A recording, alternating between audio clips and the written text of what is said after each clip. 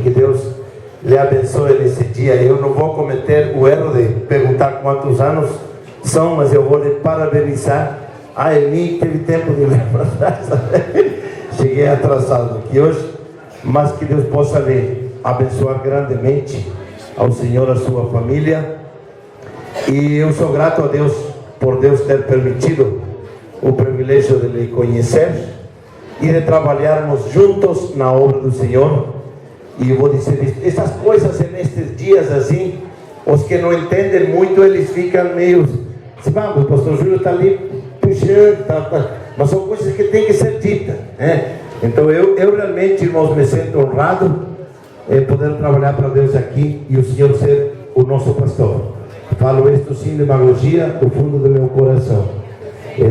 O tempo não permite ter um relacionamento assim mais íntimo, até porque cada um tem os seus compromissos, mas o pouco tempo que eu tenho podido conversar com ele, quando nós saímos ou quando temos assuntos a tratar, uma coisa eu tenho que reconhecer da parte de Deus, a sua vida, no seu ministério, o seu respeito e a sua consideração. Que Deus me abençoe, Deus lhe dê muitos anos de vida, servindo o Senhor com alegria junto à sua família e a todos nós. Tenho uma palavra de Deus para todos nós, e especial para o Senhor nesta noite. Sentados como estamos, abrimos nossas Bíblias no livro de Salmos, Salmo número 101. Também no aniversário a gente pode dar glória a Deus, né? Aliás, é no aniversário que a gente dá glória a Deus pela vida e em todas as ocasiões. Salmos número 101. E o versículo 6 diz da seguinte forma: os meus olhos procuram aos fiéis da terra, para que habitem comigo. O que anda em reto caminho, esse me servirá. Amém? Quero nestes minutos que me foram otorgados falar um pouquinho sobre o homem de Deus. Os irmãos sabem que há uma interpretação precipitada às vezes ao falarmos do homem de Deus. Eu escuto tantas coisas, e já escutei ao longo da minha vida tantas coisas. Esta semana eu escutei alguma coisa em algum lugar de alguém que falava: nós temos que fazer a vontade de Deus e não a vontade do homem. E eu assino embaixo, amém? Só que às vezes nós não entendemos que a vontade de Deus está inserida em um homem, porque Deus usa homens para nosso próprio benefício. Glória a Deus. Eu queria ouvir um amém nisso aí. Deus usa homens para nos abençoar. E eu vou dizer algo aqui: jamais, e você tem que entender isto do que eu vou dizer, jamais nós poderemos ser salvos se não estamos baixo a nuvem protetora de Deus, sobre a autoridade espiritual que Ele coloca para nossas vidas. Não adianta eu chegar aqui e dizer: eu não vou fazer a vontade do homem. Eu não vou fazer a vontade do homem, desde que esse homem me afaste de Deus, desde que esse homem traga a mim coisas que não estão inseridas nos princípios da vontade divina de Deus para a minha vida. Você sabia que Deus usa homens para executar os seus propósitos? E a Bíblia está cheia de histórias de homens que Deus escolheu para executar seu propósito. Deus escolheu um homem justo para construir uma arca, para que o mundo da época fosse salvo. Deus poderia ter feito a arca. A Bíblia diz que o poder criativo de Deus está na autoridade da sua palavra. A Bíblia diz que todas as coisas visíveis e invisíveis foram criadas pela autoridade da palavra de Deus. Mas quando chegou a hora de salvar o mundo antediluviano, Deus pegou um homem, pegou Noé e disse: tu, meu camarada, tu vais fazer a arca que simboliza o tempo de salvação para essa dispensação. Glória a Deus. Ele poderia ter criado a arca, ele poderia ter mandado os anjos a trazer a arca, ele poderia ter feito de qualquer forma, mas não fez. a vida de muitos. Deus usa homens para salvar nossas vidas. Deus usa homens para executar o propósito de nossas vidas. E queramos entender ou não, estejamos de acordo ou não, Deus escolheu este homem para ser nosso pastor neste tempo da sua graça. Amém? Deus utiliza homens para executar seu propósito. Deus utilizou um homem manso para tirar Israel da escravidão no meio do deserto. E a história de Moisés não posso me deter agora para sinalizar e apontar todo marco que envolve a história de Moisés. Mas a Bíblia diz que estando ele no deserto, cuidando as ovelhas de seu sogro, Deus sai ao encontro de Moisés em uma sarça ardente e disse: Moisés, tu fostes o homem escolhido para tirar meu povo da escravidão. Quantas vezes Deus usa homem para levar o evangelho a alguém? Quantas vezes Deus usa homem para tirar da escravidão vidas, irmãos, em drogas, em vícios, em prostituição? Deus continua escolhendo homens para salvar nossas vidas. Deus utilizou Moisés para tirar Israel da escravidão. E eu vou dizer algo aqui. Neste curto tempo que estamos aqui, quando eu digo estamos, minha esposa e eu, Deus já utilizou este homem para falar muitas coisas ao meu coração. Você talvez não se deu conta, e isso é interessante. Talvez você estava conversando, em conversa simples, singela, sem muitos detalhes. Deus fala ao meu coração pela sua boca, e eu dou honra e glória ao Senhor Deus. E isso merece uma salva de palmas. Amém? Porque Deus fala através do homem. Tenho que correr aqui. Deus usou um jovem homem simples para substituir Saul. Deus usou Davi cuidando das ovelhas de seu pai. Um homem que não tinha, uma criança que era rejeitada, que era desprezada. Porque segundo a história, e você não precisa acreditar nisto, mas você vai lá e pesquisa, estuda. Segundo a história, Davi era um filho de bastardo de seu pai Jessé. Por isso que os irmãos não rejeitavam. Por isso que ele fazia o trabalho que o mais velho tinha que fazer. Mas lá no meio do deserto, lá no meio da solidão, Deus chamou Davi para ser o maior rei da história de Israel. Eu não conheço a história da meninice quando ele era criança, mas não sei como Deus lhe chamou. Mas o que importa é que um dia Deus lhe chamou. E não só chama, como também escolhe. Quantos de nós fomos chamados? Todos os que estamos aqui fomos chamados para um grande empreendimento chamado salvação. Eu falava ontem na Unha Negra, veio uma coisa que nunca tinha acontecido na minha mente. E eu disse ontem à noite: Deus move toda a sua logística divina para salvar um homem. Deus moveu a logística para salvar você, pastor. E não apenas lhe salvou, lhe chamou, lhe instruiu, lhe comissionou para que hoje fosse o homem de Deus que nós temos. E a gente nunca deve de olhar para a parte externa do homem. A gente nunca deve de olhar para a aparência. A gente nunca deve de olhar para os erros. Porque se vocês vão olhar para meus erros, vocês vão dizer: sai daqui, pastor Júlio, fica lá no último banco. Nada contra os que sentamos lá atrás. O que nós temos que aprender, que quando Deus olha com seus olhos peculiares na vida do homem, esse homem, queramos ou não, está aprovado. Glória! E se está aprovado, eu tenho que dizer: muito obrigado, meu Deus, seja feita a tua vontade divina. Amém. Tenho que andar, que coisa linda, aleluia. Deus chamou um copeiro para reedificar os muros de Israel. Glória! Um homem simples que provava o vinho do rei, para que o rei não morresse, para proteger o rei de atentados.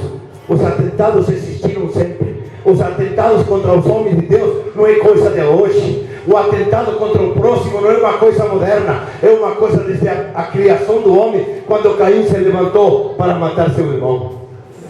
Deus usou Neemias para ser o grande construtor, o reconstrutor dos muros de Israel. Talvez, pastor, você não saiba, você não para ou não dá a dimensão da importância de quantos muros você já reconstruiu, de quantos lares você já reconstruiu, de quantas vidas você reconstruiu. E às vezes, irmãos, somos tão humanos, irmãos, somos tão calculistas, somos tão frios, e às vezes somos demagogos, irmãos, e não entendemos a importância do que tem o homem de Deus em nossas vidas.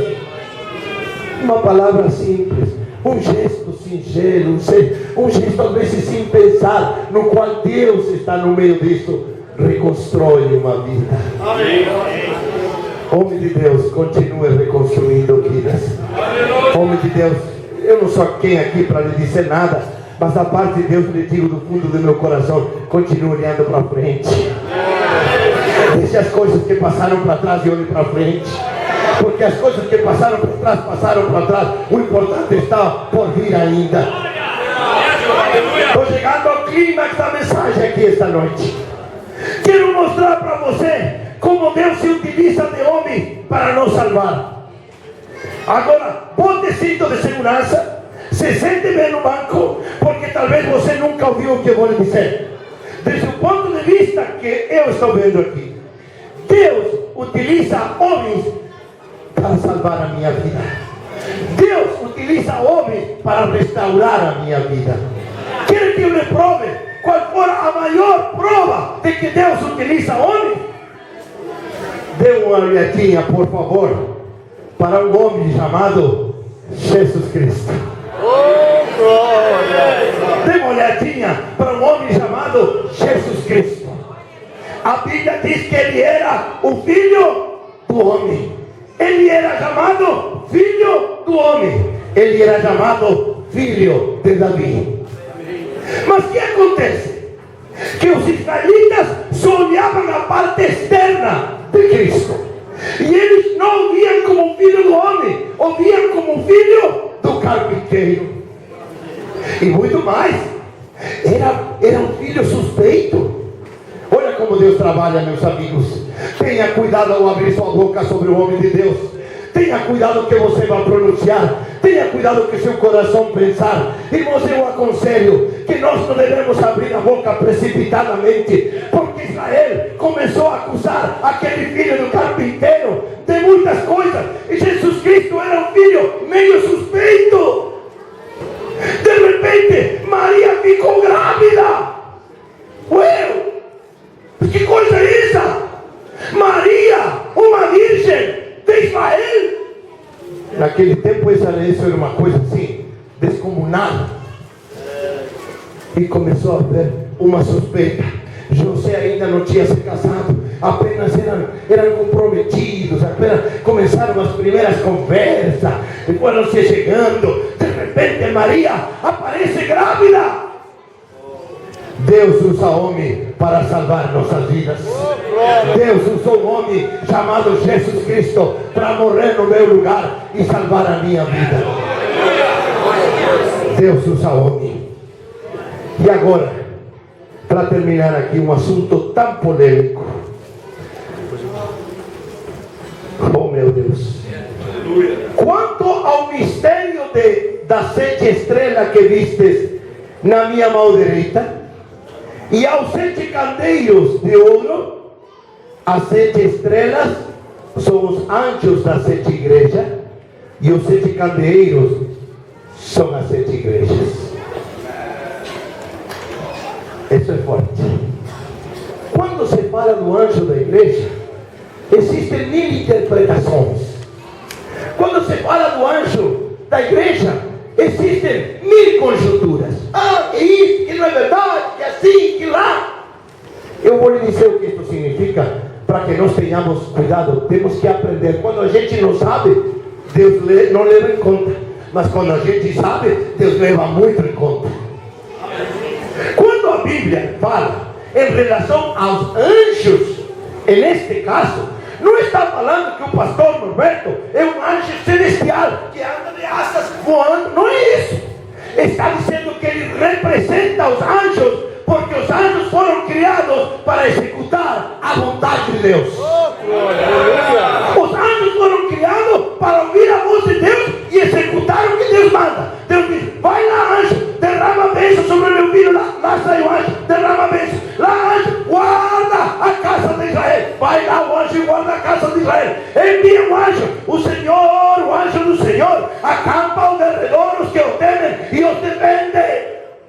Quando a Bíblia diz em Apocalipse que o servo de Deus é o anjo do Senhor, está dizendo ele é um homem escolhido para executar a voz e a vontade de Deus sobre nossas vidas.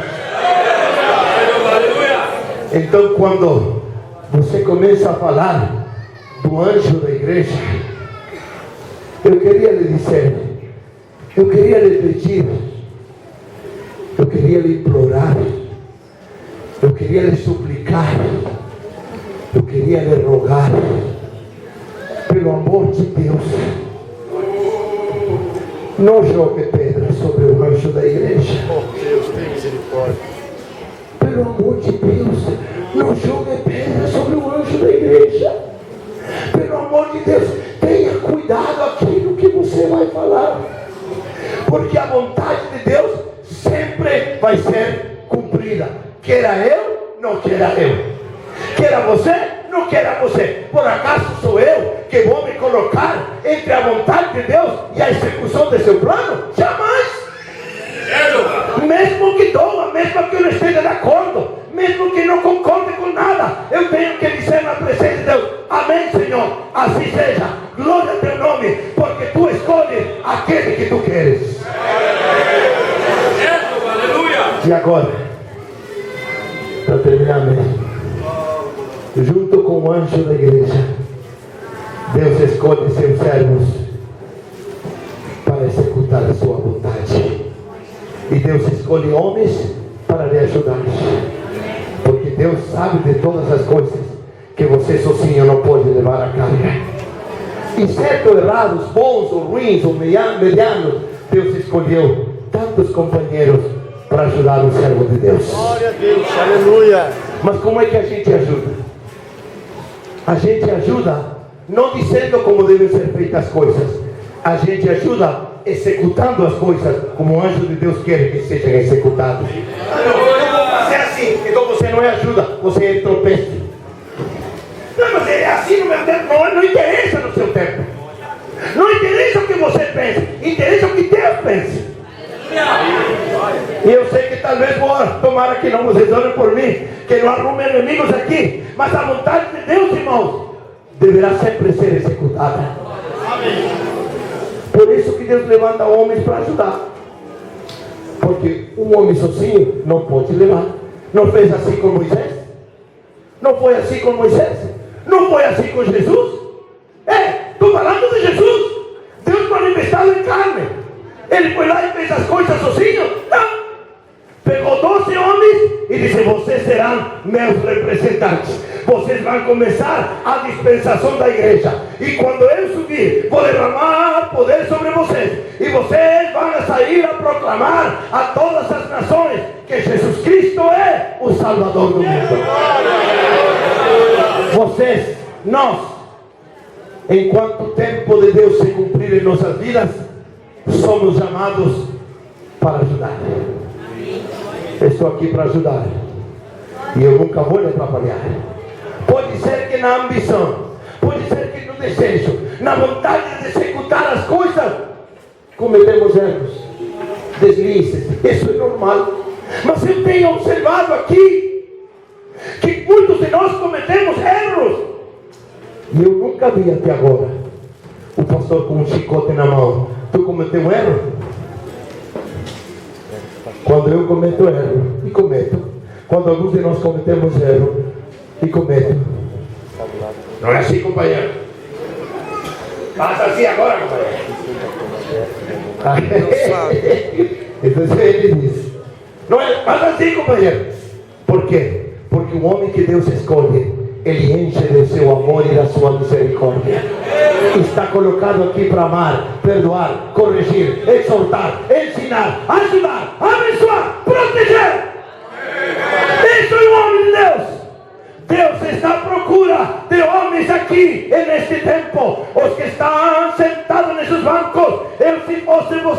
diga: eis-me aqui, Senhor, seja feita a tua vontade na minha vida. Eis-me aqui, Senhor. Glória a Deus. E a todos nós que trabalhamos, muitos trabalhamos de dia e de noite. E não estou chorando aqui, irmão, não preciso chorar. Não estou arrumando braças para meu churrasco que o irmão Rogério vai pagar, não é isso. Estou constatando que cada um de nós trabalhamos para a glória de Deus. Eu vou dizer aqui: eu não trabalho para homem. Muitos dizem: eu não trabalho para o pastor Norberto. Eu trabalho junto ao pastor Norberto para a glória de Deus. Essas coisas têm que ser ditas, para evitar rumores, para evitar diz que me diz: trabalho para o Norberto, trabalho para o Nonô, trabalho para quê? Chega dessas coisas. Aleluia. Eu não trabalho para homem coisíssima nenhuma. E não me sinto diminuído nem mais orgulhoso que ninguém ao dizer isso, porque eu trabalho para Deus junto ao homem de Deus. Porque se não tivesse o homem de Deus, eu não podia trabalhar, não podia fazer nada. E você também não poderia. Eu tenho que dizer algo aqui. Eu tenho que terminar. Me pus um casaco. Hoje estou de casaco, não sei como é que estou aqui. Vou dizer algo aqui. Aqueles que dizem: eu sozinho. Vocês vão ver. Quando eu faço sozinho, vou fazer assim, assim. Quando você decide fazer sozinho, você não vai fazer coisíssima nenhuma. Você só vai patinar. Vou dizer algo aqui. E eu acho que eu tenho moral para dizer o que eu vou dizer aqui. Olhe para mim. Olhe para mim. Eu não teria condições de fazer algo sozinho. Olhe para mim. Sim, teria. Mas sabe o que, meu pastor? Eu aprendi desde que me batizei com 16 anos de idade. Júlio, tu precisa um homem de Deus apelado toda a vida. Todo dia. Todo dia. Todo dia. Isso merece uma salva de palmas. Merece.